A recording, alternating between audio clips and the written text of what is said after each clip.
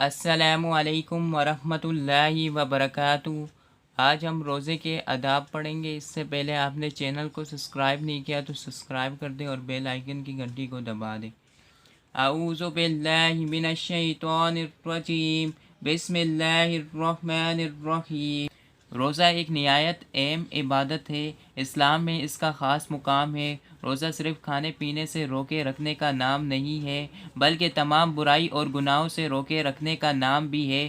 روزے میں جھوٹ بولنے سے اجتناب کرنا چاہیے۔ تمام برے کام جیسے رشوت، بے ایمانی، ناپ تول میں کمی اور ملاوٹ وغیرہ سے گریز کرنا بہت ضروری ہے۔ روزے میں سب سے ضروری یہ ہے کہ آپ کسی دوسرے انسان کو تکلیف نہ دیں، اپنے ہاتھ اور زبان سے کسی دوسرے کو ایذا نہ پہنچائیں۔